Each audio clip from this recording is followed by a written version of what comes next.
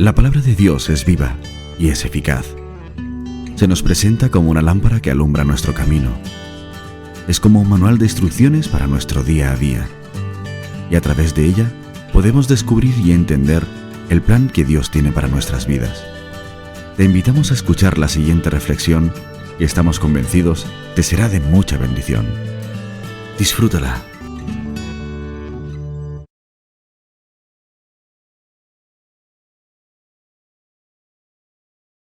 Yo quisiera empezar precisamente esta predicación con algo muy bonito, un día señalado en la historia de mi vida, que fue el día que fui ordenado al ministerio, que el Señor me ordenó por medio de su iglesia al ministerio.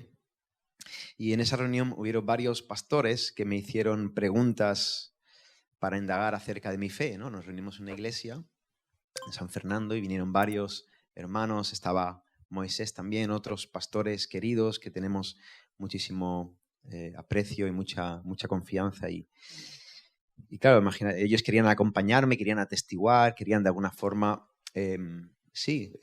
dar su conformidad y ayudar y bendecir ese tiempo. Imaginaos, ¿no? En esa reunión estábamos ahí sentados y me empezaron a hacer preguntas y imaginar la escena, ¿no? Yo ahí sentado, un montón de pastores, de hombres a los que yo admiro, que les tengo mucho respeto, haciéndome preguntas teológicas difíciles. ¿Qué opinas, Jimmy, acerca de la Trinidad? ¿Cómo explicarías la unión hipostática, ¿no? Que Cristo es hombre y Dios a la vez. Y iba explicándolo como podía. Después de preguntas teológicas me hicieron preguntas incisivas personales, ahí yendo a donde duele. Yo estaba allí respondiendo a todo y Moisés se lo estaba pasando genial, ¿no? No, es broma. Él también estaba ahí haciéndome preguntas, pero por más incómoda que pueda parecer la situación esa que yo viví, yo estaba muy tranquilo. Y contento y feliz de que eso ocurriera, porque yo sabía que las personas que estaban allí haciendo esas preguntas estaban ahí haciendo lo que estaban haciendo y habían viajado muchos kilómetros porque esas personas me querían y querían un bien. Había una buena intención en ese interrogatorio, una buena intención para mi vida, para la iglesia, y yo estaba tranquilo. Y conecto eso porque pensaba en este tema, ¿no? Y Jesús, hablando del pasaje que vamos a tocar ahora, también fue puesto a prueba muchas veces en su ministerio a través de estas preguntas y de situaciones en las que líderes religiosos querían ponerle incómodo, pero a Jesús, lo ponían a prueba personas, no que lo querían, sino personas que lo odiaban y que lo hacían con muy mala intención. Mira, los líderes espirituales de Israel no podían soportar la forma que tenía Jesús de predicar, ni tampoco el mensaje que tenía, y mucho menos que Jesús se autoproclamara el Mesías, se autoproclamara rey, se autoproclamara hijo de Dios, haciéndose igual a él. Ellos le tenían inquina a Jesús, odiaban a Jesús, estaban convencidísimos de que ese joven Galileo era un farsante y siempre que podían trataban de hacerle tropezar. Y en una ocasión, algunos miembros de una secta muy famosa en esa época que se llamaban los fariseos fueron a intentar pillarle con alguna pregunta capciosa, alguna pregunta con mala intención. Ellos fueron a Jesús para tratar de dejarle en evidencia, tratar de dejarle en ridículo, como mínimo al menos ponerlo en apuros. De manera que un intérprete de la ley, un hombre docto, conocido de las Escrituras, que sabía de qué iba el tema, va a Jesús y dice que le pregunta para tentarle. Esa era la intención. Maestro, ¿cuál es el gran mandamiento en la ley? Ahora, los fariseos eran una secta extremadamente celosa de cumplir la ley de Moisés.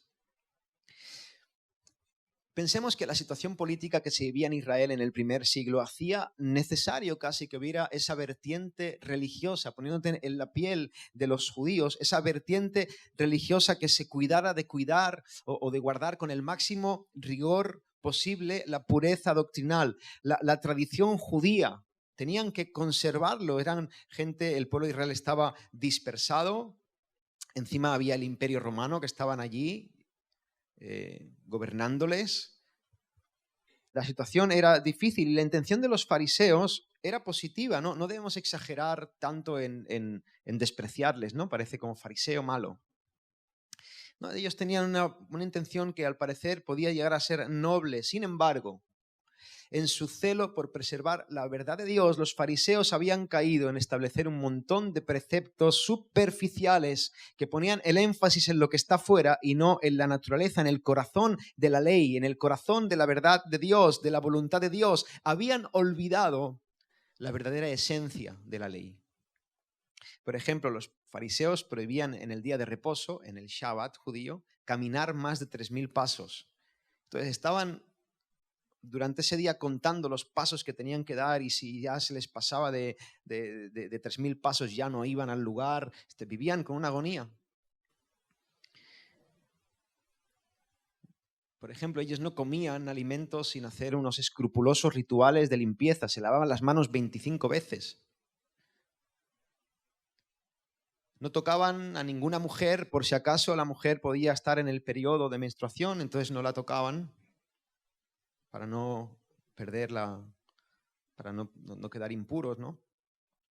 Ponían un montón de normas que Dios no había puesto en su celo por guardar la ley. Y lo peor es que lo hacían con un corazón muchas veces hipócrita, porque al poner el énfasis en lo que está fuera, te olvidas de lo que realmente significa la ley. Y ante esta disparatada variedad de preceptos que trataban de asegurar el cumplimiento de los mandamientos de Dios, la cuestión que se debatía en el primer siglo entre la élite religiosa, entre los maestros de Israel, era qué mandamientos debían prevalecer sobre otros mandamientos. En ocasiones es imposible. Se pueden presentar situaciones en las que no puedes obedecer un mandamiento sin desobedecer otro. Un claro ejemplo que está regulado, ¿no?, en las leyes judías, en las leyes talmúdicas, es el de preservar la vida humana. Es un principio que se llama el de pikuach nefesh, que significa que podemos quebrantar un mandamiento para preservar la vida de alguien. Por ejemplo, en la actualidad, ¿no?, en Israel, si alguien se está muriendo en sábado, es totalmente lícito coger el coche y llevarle al hospital, porque es más importante salvar una vida que guardar Shabbat, ¿no? Pero no todos los casos eran tan evidentes ni gozaban del mismo consenso, por lo que los fariseos debatían cuál era el mandamiento supremo. La inquietud que trataban de resolver estos religiosos era saber cuál es el mandato más importante, cuál tiene que ser cumplido sobre todos los demás. Y como es lógico, eso no es un asunto sencillo. ¿Por qué? Porque siempre que tratas de ensalzar un mandamiento sobre los demás, estás empequeñeciendo los otros. Son mandamientos que ha dado Dios. Por lo tanto, puede ser puesto en evidencia, puede ser discutido. Puede parecer que tú estás menospreciando parte de la ley de Dios, y eso es prácticamente blasfemia. De manera que un maestro de la ley, conocedor de la dificultad del asunto, de lo que implicaba una respuesta titubeante de Jesús, de lo que implicaba que Jesús diera una respuesta que no agradara a su audiencia, va a Jesús para tentarle públicamente y le pide que conteste a la pregunta: ¿cuál es el gran mandamiento, Jesús? ¿Qué es lo que debemos obedecer sobre todo lo demás? Y la respuesta de Jesús no pudo ser más concisa, más clara y más profunda. Mateo 22, 36, 37 habla de esto. Es el texto en el que nosotros vamos a quedar. Vamos a estar meditando en este mandamiento, en la respuesta que le da Jesús. Jesús le dijo: el mandamiento más importante es el siguiente: amarás al Señor tu Dios con todo tu corazón, con toda tu alma y con toda tu mente. Jesús declara que el mayor de los mandamientos es amar a Dios. Y fíjate, no dice esto porque existan grados de valor en los mandamientos tal y como pretendían establecer los fariseos. No va por ahí. No es que una cosa es más que la otra. Lo que quiere decir Jesús es que amar a Dios es lo más importante, porque ese es precisamente el camino, es el fundamento, es la raíz por la que se puede cumplir con toda la ley. Ese es el punto. En otras palabras, la manera de cumplir con todos los demás mandamientos, con el corazón de la ley, con la voluntad verdadera del Dios que nos dio esa ley y de cumplir perfectamente con ella, es amar perfectamente al Dios que nos dio esa ley. Ahora, antes de avanzar en este punto, yo quiero aclarar algo que hemos dicho varias veces en esta iglesia, pero es importante enfatizar.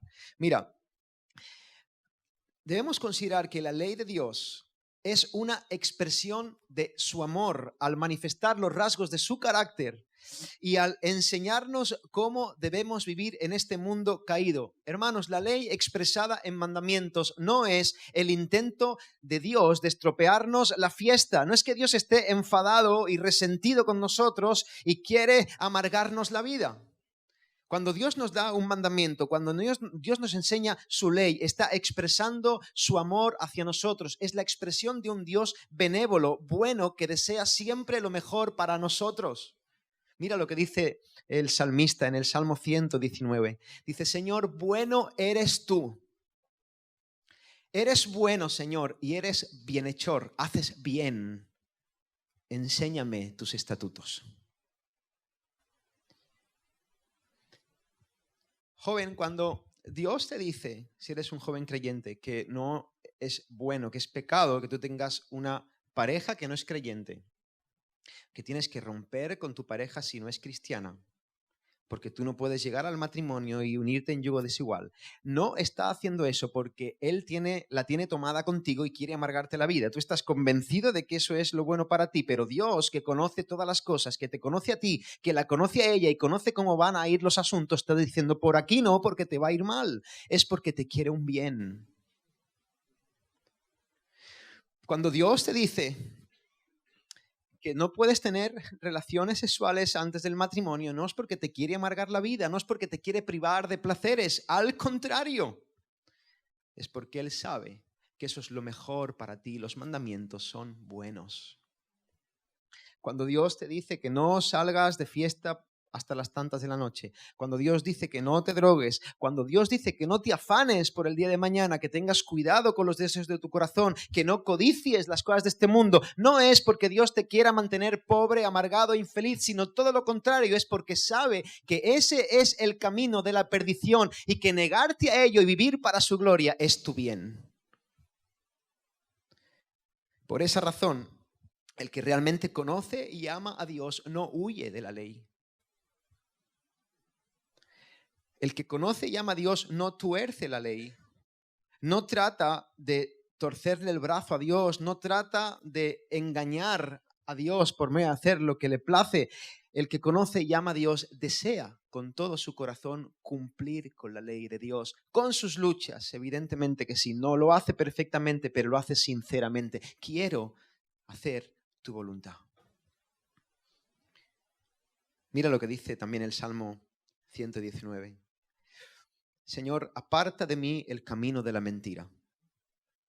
Aparta de mí el camino de todas esas cosas que prometen darme bendición y felicidad, pero no son verdad.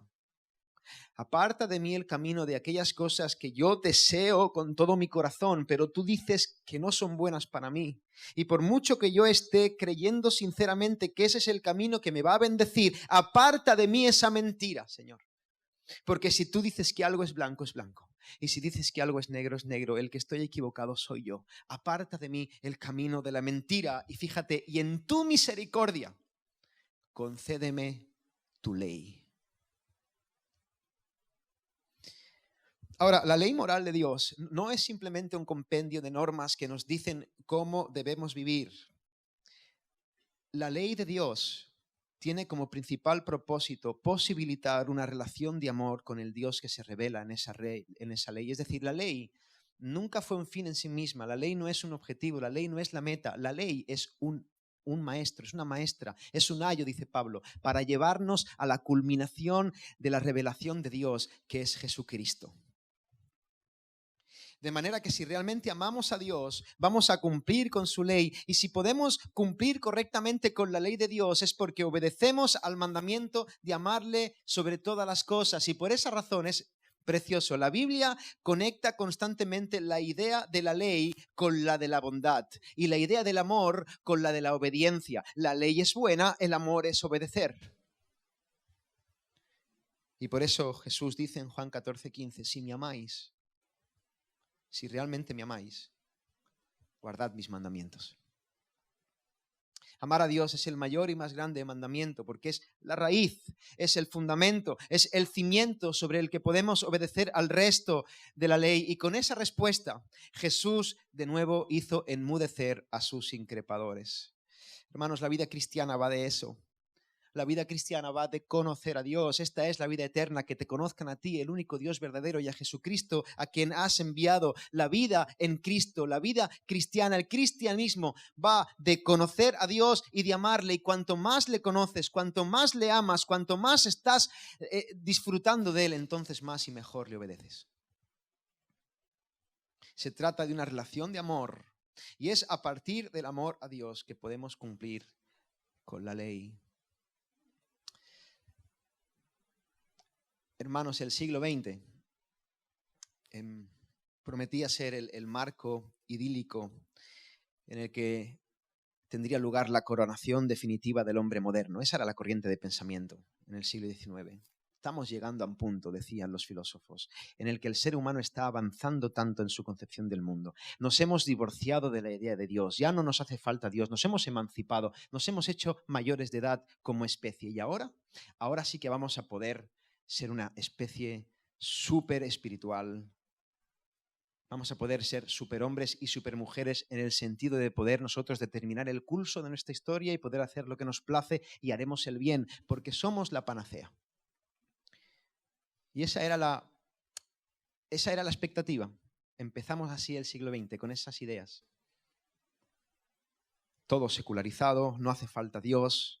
Y a partir de ahora, con los avances científicos, con las ideas que tenemos, vamos a poder superar todas las cosas como sociedad.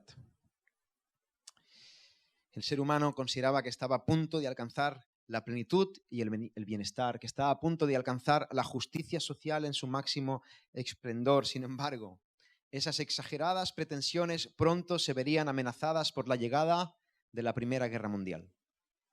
Llegamos al principio del siglo XX y ¿qué pasa? Estalla una guerra. Y en esa guerra mueren unos 20 millones de personas, la mitad perteneciente a la población civil. Pero algunos, después de la Primera Guerra Mundial, aún tenían esperanza. No, ya verás como las ideas que tenemos, las filosofías, vamos a encumbrarnos, Dios no nos hace falta, vamos a secularizarlo todo, vamos a poder llegar a la plenitud, a la felicidad, al bienestar. Y después de la Primera Guerra Mundial, ¿qué pasa? Que hay una Segunda Guerra Mundial. ¿Y qué pasa en esa Segunda Guerra Mundial? Que ya no mueren 20 millones de personas, sino que mueren 60 millones de personas.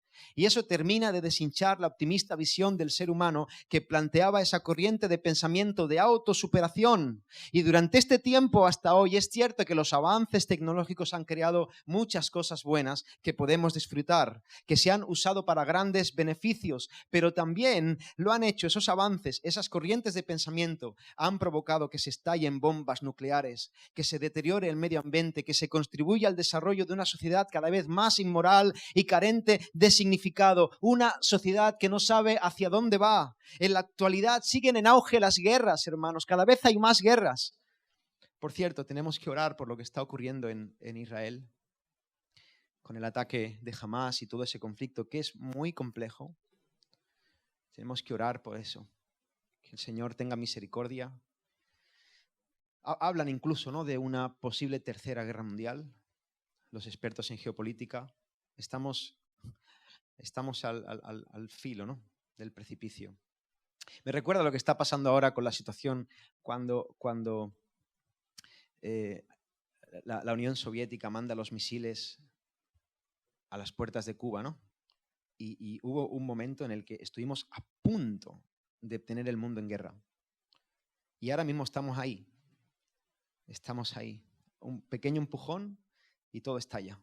Tenemos que orar mucho por eso. Tenemos que orar por Israel, pero también tenemos que orar por Palestina. Por esa gente que ambos necesitan a Cristo, el Evangelio.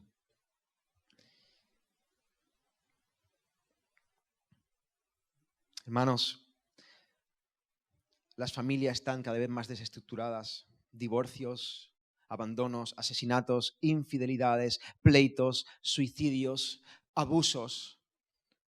Se está hablando, ¿no? Antes hablaba el hermano de la película esta Sounds of Freedom que cuenta la trágica realidad de lo que está pasando en el mundo. Hay personas que tienen esos impulsos, esa atracción hacia los niños, y hay mafias organizadas que se dedican a explotar sexualmente la inocencia de criaturas que han tenido la mala suerte, ¿no? de nacer en el lugar equivocado. Y podría ser mi hijo también, ¿no? Y tenemos que llorar por eso y orar por eso y ir a ver esa película, apoyar todo lo que puedas en esas causas en oración.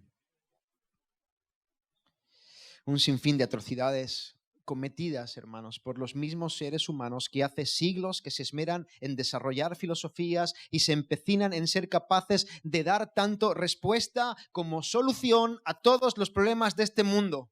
¿Y por qué, hermanos? ¿Por qué razón todas estas barbaridades ocurren cada vez con más intensidad y no podemos conseguir poner fin a tanta maldad? ¿Por qué razón no somos capaces de cumplir con las cosas buenas que la ley moral de Dios nos dice? Y la respuesta que nos da Jesús es clara. Pasan todas estas cosas sencillamente porque el ser humano no ama a Dios. La tragedia del ser humano, de la humanidad, es que no cumple el propósito para el que fue creado. La gran tragedia que tenemos es que, rechazando el motivo supremo que nos da significado, somos engullidos en una espiral de desgracias cuya causa raíz es negarse a amar a aquel que nos dio la vida. De manera que rechazamos la ley perfecta de Dios porque aborrecemos a Dios. Hasta el punto de llegar a cometer el suicidio intelectual de negar su existencia. De verdad, hermano, hay que ser muy cabezón para ver una cosa que está en una botella y es blanca, mirarla y decir, magdalenas, Kinder Bueno, palmera de chocolate. A ver, es blanco y está en una botella. Entrecot. Es blanco y está en una botella. Hay que ser muy cabezón para mirar a nuestro alrededor, ver la grandeza de la creación y pensar que todo esto es producto del azar. Que no hay una mente inteligente que ha diseñado todo esto. Sin embargo, el ser humano se empeña en negar a Dios, en negar incluso su existencia. ¿Sabes lo que dice la Biblia de los que dicen no hay Dios? Que son necios. Dicen necio en su corazón, no hay Dios. El ser humano, fíjate, no rechaza a Dios porque le falten evidencias, sino precisamente porque le sobran evidencias. En el fondo de nuestro corazón, todos sabemos que afirmar que Dios existe nos coloca en un problema moral, ya que nos conduce a reconocer que Él es el dueño, que Él es soberano y que nosotros debemos cumplir con sus mandamientos. Y evidentemente para el hombre moderno, totalmente convencido de su plena libertad, de su absoluta emancipación existencial, eso es totalmente inaceptable, eso es una locura, eso es un insulto. ¿A quién le importa lo que yo haga? ¿A quién le importa lo que yo diga? Yo soy así y así seguiré. Nunca cambiaré. Y de esta manera, creyendo que estamos construyendo nuestra libertad y nuestro propio destino, la humanidad vive esclava de su propia depravación. Este mundo gime de dolor y gime de dolor porque no amamos a Dios. Las tragedias que nos rodean no son más que el resultado de miles de millones de corazones inquietos, de miles de millones de corazones atribulados, corazones llenos de pecado, llenos de amargura, corazones que no aman a Dios y únicamente lo que hacen es sacar hacia afuera lo que ya hay dentro. Definitivamente no amar a Dios es una verdadera tragedia, hermanos.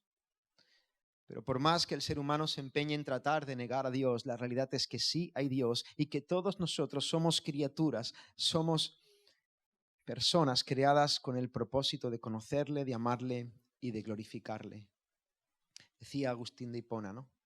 Dirigiéndose a Dios, le decía, nos creaste para ti y nuestro corazón está inquieto hasta que descanse en ti. Hace pocos días tuve una reunión en Madrid con una empresa que se encarga de hacer estructuras empresariales y optimización fiscal y todo el tema de mi negocio. Fui allí, un despacho impresionante, a ver cómo podían ayudarme en algunas cosas. Quiero ahora hacer algunas cosas con mi marca y tal, ¿no? Y entonces conocí al hombre que era el consultor. Nos sentamos eran dos y empezamos a hablar, ¿no? El hombre tenía mucha sabiduría en esos términos. Fue una reunión como de 3 horas y empezamos a hablar de cuáles eran sus intereses. Yo intentaba a ver cuándo puedo colarle el evangelio. Y él empezó a contarme, tenía en la muñeca un reloj que valía unos 200.000 euros, hermanos. Iba en un Ferrari, tenía Lamborghinis, tenía no sé cuántas casas. Y de lo único que hablaba era de eso. Preocupado en los restaurantes que iba a cenar. Me enseñó el reloj, de verdad, en la conversación me enseñó el reloj 4 o 5 veces. Era una obsesión. ¿Ya has visto el reloj que tengo? Yo decía, sí. Y ya me lo ha enseñado, yo pensaba.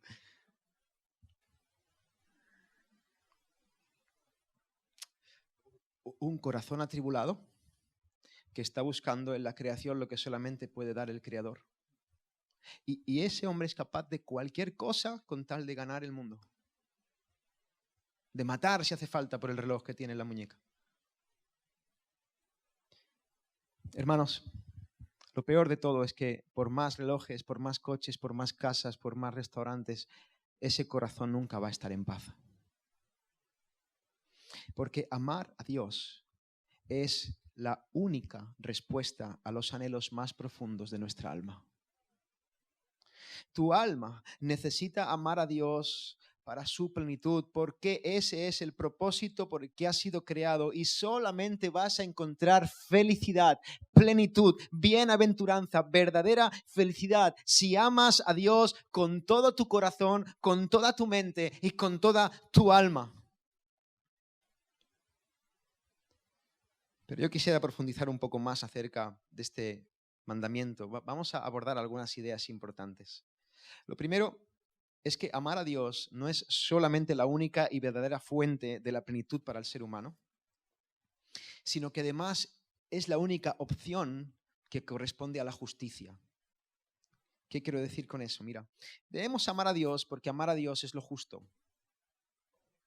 Y para que podamos comprender correctamente este punto, es importante recordar que todas las cosas que existen en este universo le pertenecen a Dios. Y Él puede hacer con lo suyo lo que bien le parezca a Él. Dios es el dueño y Señor de todo lo que existe. El autor del libro de Crónicas dice, tuya es, oh Jehová, la magnificencia y el poder, la gloria, la victoria y el honor. ¿Por qué? Porque todas las cosas que están en los cielos y en la tierra son tuyas, oh Señor. Tuyo es el reino y tú eres excelso sobre todos. Hermanos, las galaxias son las galaxias de Dios, los planetas son los planetas de Dios, el cielo es el cielo de Dios, el mar, la tierra, los animales, cada uno de nosotros, todo es de Dios, cada partícula de este universo es de Dios, este mundo, este universo es su casa y Él es el único que tiene legitimidad para poner las normas. Él es el que dicta lo que es justo y lo que es injusto, Él es el que hace una perfecta distinción entre lo malo y lo bueno, es el que pone límites y hace las concesiones. Hermanos, ¿quién pone las normas en un país? El gobierno de ese país. ¿Quién pone las normas en tu casa? Tu mujer, ya lo sé. Pero bueno, ¿alguien que vive en esa casa? No. ¿Os imagináis que alguien entrara de fuera a tu casa y quisiera poner las normas, cambiar la decoración, decir dónde va el sofá, a qué hora nos levantamos, dónde ponemos los muebles? ¿Qué haríais con esa persona? Educadamente, porque somos del Señor, lo echaríamos.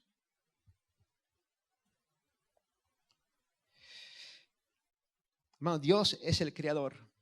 Esto es su casa y Él es el que pone las normas. Dios ha definido como Rey soberano de este universo que lo justo, adecuado y bueno es amarle a Él sobre todas las cosas, y eso sería suficiente para acatar y decir amén.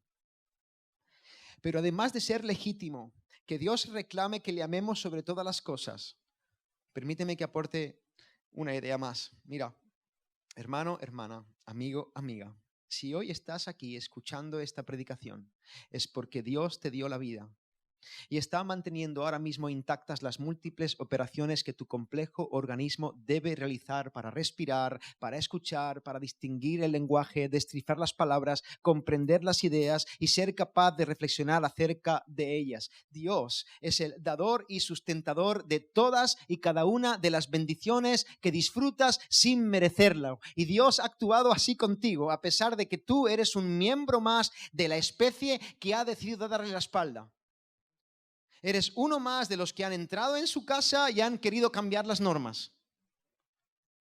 Si podemos disfrutar, hermanos, de un buen día de playa, si podemos disfrutar de saborear un delicioso helado de chocolate, si podemos disfrutar de amar apasionadamente a alguien o de apreciar una obra de arte. Yo soy un apasionado de las obras de arte. Siempre que me escapo voy a algún museo. Cuando estoy en Madrid siempre quiero ir al Prado porque alucino con Velázquez. O sea, soy capaz de mirar el cuadro de Inocencio y estar ahí, no te diré horas, pero bastante tiempo alucinando. Alucino con cómo trata la luz Caravaggio o cómo ilumina los cuadros Sorolla o cómo pinta Goya o cómo... Es espectacular y yo salgo del Prado llorando. Hace poco estuve con Nerea y Nerea flipaba, decía, es que parece que estés en Disneylandia. Yo salgo llorando, quebrantado, ¿pero por qué? Porque veo tanta belleza, veo a Dios en eso. Dios ha creado a seres humanos capaces de plasmar tanta hermosura y a mí me ha creado capaz de admirarla, de asombrarme con ello. Y no lo merezco. Y si Dios me ha dado esa facultad y le ha dado talento a la gente y nos ha dado capacidad para apreciar esa belleza, es por su gracia, hermanos. Él le ha placido hacerlo. Cada día Él nos colma de bendiciones inmerecidas. ¿Acaso no merece Dios toda nuestra gratitud, todo nuestro amor y toda nuestra alabanza? Absolutamente sí, hermanos. Es más, responder de cualquier otra manera es un acto ruin, es un acto de traición, es un acto reprochable, es un acto malvado que nos coloca con toda justicia en el banquillo de los acusados. Somos culpables. Somos culpables, hermanos. Ingratos. No amar a Dios, no corresponder a Dios con un amor incondicional, por encima de todo, es una terrible ofensa que merece ser retribuida. Y cada uno de nosotros es culpable de ese pecado y merece pagar por ello. Pero más allá de eso, permíteme que añada algo, ir un poco más allá. Fíjate, no amar a Dios es pecado, pero no amar a Dios es en sí mismo un castigo. ¿Por qué? Porque cuando entendemos que Dios es la fuente de todo bien, cuando entendemos que separados de Él no podemos alcanzar el propósito por el que hemos sido creados, cuando tomamos la decisión equivocada, desastrosa, de no amarle, estamos apostando por una vida arruinada. Estamos decidiendo ser un juguete sin pilas. Estamos queriendo alcanzar algo corriendo un camino equivocado. Estamos comprando el billete de lotería que sabemos que no está premiado.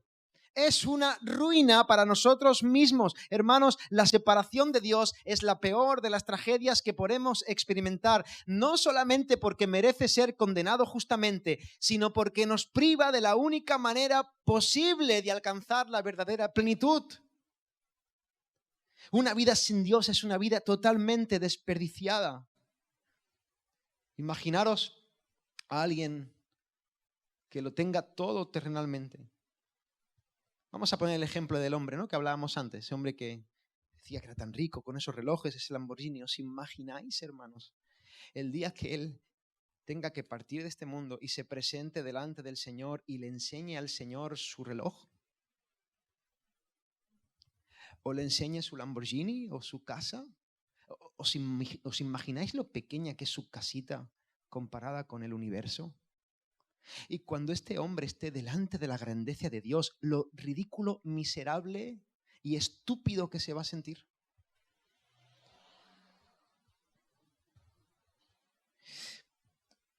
ese hombre no lo sabe, pero se va a lamentar por su pecado, porque va a ser consciente en ese momento. Ahí no habrá lugar para arrepentirse, pero va a ser consciente de la tremenda metedura de pata que ha hecho durante toda su vida, cuando esté delante del Dios Santo. Pero más allá de eso, se va a lamentar profundamente por haberse perdido la bendición de haber tenido una relación con el ser más impresionante que podamos imaginar. Cuando esté delante del Señor, va a decir, ¿y yo he cambiado todo esto por Él?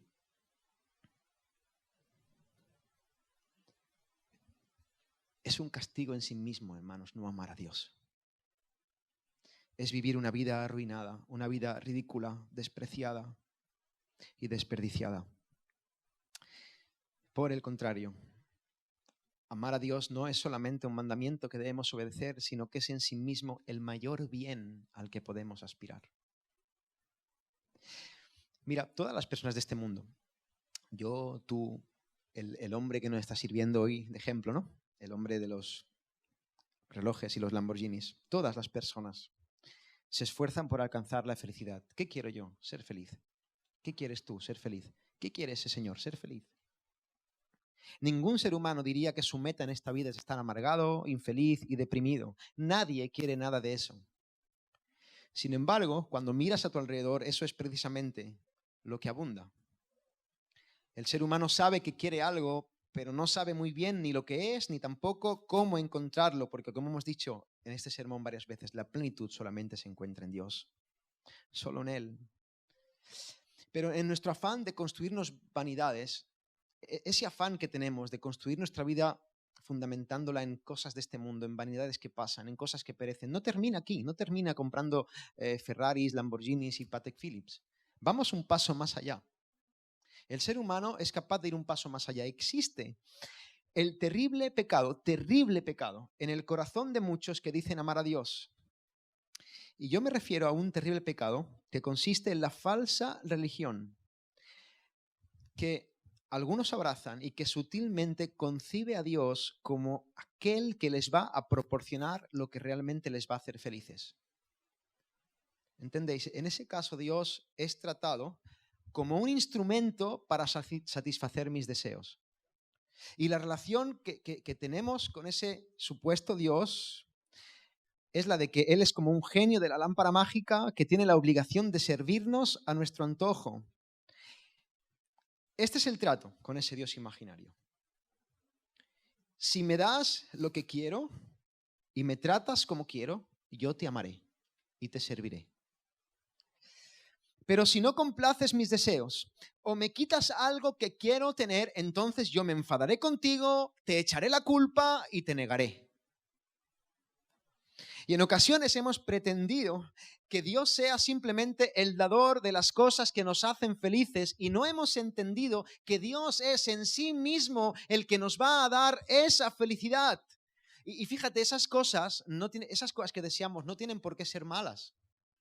No tienen que ser por qué ser producto de una vanidad, algo tan escandaloso como que alguien que va detrás mintiendo, estafando a todo el mundo de relojes y de coches caros. No tiene por qué ser eso. Podemos estar usando a Dios para cosas lícitas, como por ejemplo tener buena salud. ¿Quién no desea tener buena salud? ¿Es malo desear tener buena salud? Podemos estar usando a Dios para tener un buen matrimonio, o unos hijos educados, o una carrera exitosa, o una ayuda emocional que me permita salir de un bache, y nada de eso es malo en sí mismo. De hecho, yo considero que todo eso es deseable y que debemos procurar alcanzar todo eso. Sin embargo, hermanos, cualquier buen deseo se convierte en algo abominable cuando ocupa un lugar que no le corresponde en la escala de nuestros afectos, en lo que nosotros consideramos y amamos. Y este es el principio de la idolatría, hermanos. A veces, por estar en un contexto de tanto catolicismo, ¿no?, en la que la gente va a decirle guapa y adorar y a venerar a imágenes, pensamos que la idolatría consiste en que haya una estatuita de aquí y ya está, ¿no? Que la estatua es el ídolo. Bueno, no exactamente. La idolatría no funciona así. Porque el problema no es la estatua. ¿La estatua qué es eso? Una cosa que puede ser bonita a nivel artística, puede tener un sentido histórico, podemos apreciarla. A mí me gusta ver arte religioso y eso no es malo en sí mismo. Eso es abominable por lo que significa en el corazón de las personas. Porque la gente ve eso y le otorga a esa cosa algo que solamente le pertenece a Dios. Y eso podemos estarlo haciendo nosotros con la iglesia.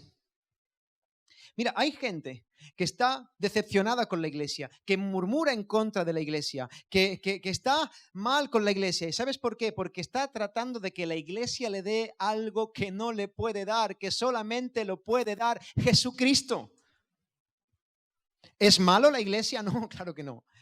¿Está mal desear una buena iglesia? ¿Está mal amar la iglesia? No, pero fíjate, algo tan bueno, tan positivo, trascendente como la iglesia puede convertirse en un ídolo abominable que te haga pecar y tropezar si no ocupa el lugar correcto en la escala de tus afectos. Lo mismo puede pasar con la familia. Todo el mundo quiere tener un buen matrimonio, unos buenos hijos. Y eso es bueno, deseable, de hecho es un mandamiento. Pero hay gente que pone a la familia en el lugar que no le corresponde. Y cambia la gloria de Dios por su familia y vende el evangelio por su esposa o por sus hijos.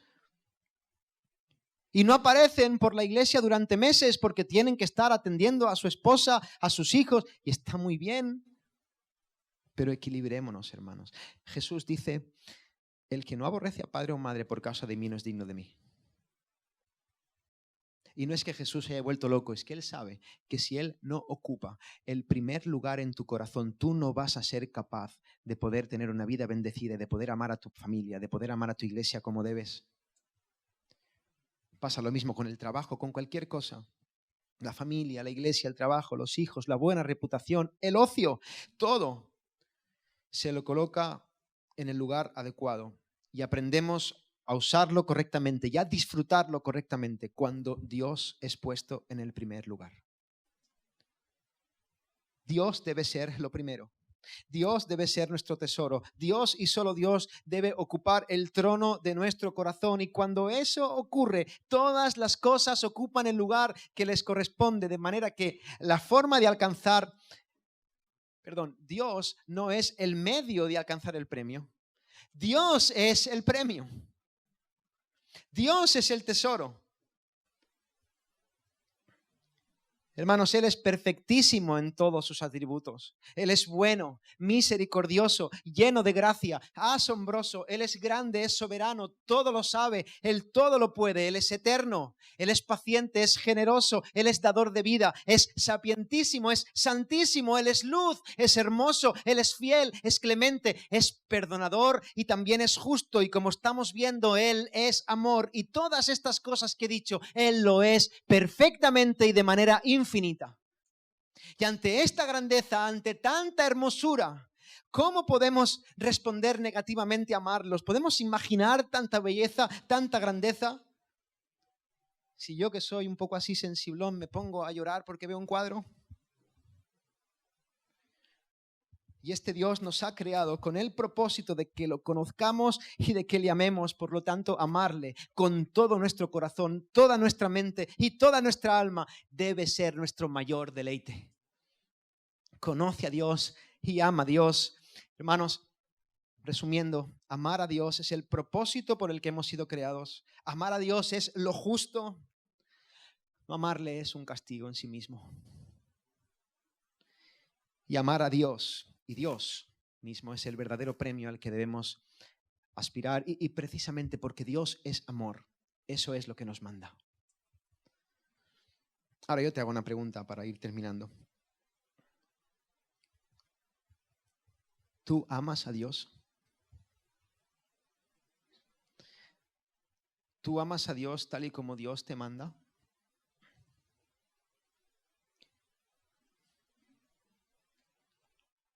Yo puedo responder a esa pregunta por ti si quieres. Porque lo cierto es que, y de verdad no me hace falta conocerte porque la palabra lo dice, ninguno de nosotros, nadie de este mundo, amamos a Dios tal y como Él nos manda, con toda nuestra mente, todo nuestro corazón y toda nuestra alma. Ninguno. Y por eso pecamos cada día y seguimos teniendo luchas con el pecado. Cada vez que pecamos es porque no estamos amando a Dios como debemos amarle. Y por esa razón tuvo que venir Jesús. Jesús es el único hombre que ha vivido en este mundo cumpliendo perfectamente con el mandamiento de amar a Dios y por tanto cumpliendo perfectamente con todos los demás mandamientos de la ley. Y solamente es por la fe en sus obras que podemos ser salvos de nuestra esclavitud al pecado. Solamente Cristo puede salvarnos de una vida arruinada, desperdiciada, sin sentido. Solamente Cristo puede salvarnos de la tragedia de no amar a Dios, de la tragedia de vivir en condenación por nuestra injusticia. Solamente Cristo puede salvarnos de vivir el castigo de no amar a aquel que nos dio la vida, y solamente Cristo puede llevarnos a obtener el premio de poder amar a Dios y ser completamente amados por Él. Y la buena noticia, el Evangelio, las buenas nuevas, es que hoy Dios te está extendiendo una invitación al banquete. Hoy Dios te está diciendo, ven a mí y yo no te echaré fuera. Hoy Dios te sigue diciendo que gracias a su Hijo amado, tú puedes ser salvo. Y Dios hoy sigue interesado en amarnos y en que le amemos a Él con todo nuestro corazón, con toda nuestra mente y con toda nuestra alma. Precisamente porque Él es amor, hermanos. Él es amor. Vamos a orar, a pedirle al Señor que nos revele estas verdades a nuestro corazón. Que entendamos que ese es el propósito, que su ley es buena, que amarle es justo, que no amarle es el castigo. Y que Dios es el premio. Atesora esa perla en tu vida, hermana, hermano. Dios es el premio.